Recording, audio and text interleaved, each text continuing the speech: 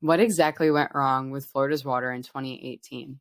In 2018, Florida was hit with widespread red tide and blue-green algae blooms from the coast to the inland waterways.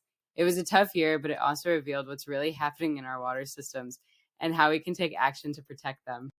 What is red tide and blue-green algae? Well, red tide comes from Carenia brevis, which is a toxic marine algae that harms fish, sea mammals, and even people. Blue-green algae, like microcystis, grows in freshwater and forms a thick green surface scum that releases dangerous toxins. They're both natural, but when nutrient levels spike, these blooms can intensify rapidly. You're probably wondering if these blooms occur naturally, then how come it was so bad in 2018?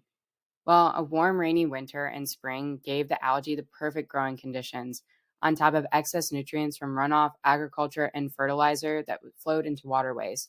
Lake Okeechobee's massive bloom was pushed into nearby rivers during water releases, and coastal winds kept red tide lingering for months. How exactly did this impact Florida? Starting off with wildlife, these impacts were pretty hard to miss. It resulted in mass fish kills and increased deaths of manatees, dolphins, sea turtles, and seabirds.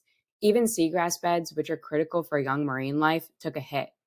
Now, all along our beaches and local communities, strong odors, discolored water, and dead fish led to beach closures and empty shorelines.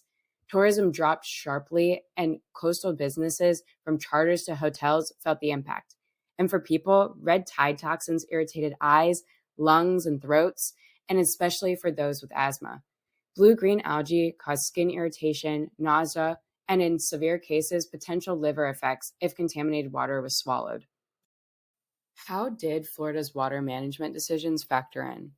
Well, in 2018, Lake Okeechobee was unusually high, which led to major freshwater releases that carried nutrient-rich water straight into coastal estuaries. Combine this with nutrients from septic systems, agriculture, and stormwater, along with fewer wetlands to filter them, algae had everything it needed to thrive. So, what's the big lesson from 2018? It showed us how vulnerable and how fixable our water systems really are. Better water management, stronger monitoring, and reducing nutrient pollution all help. And these efforts need to keep improving. Protecting Florida's waters takes time, but every step forward makes a difference.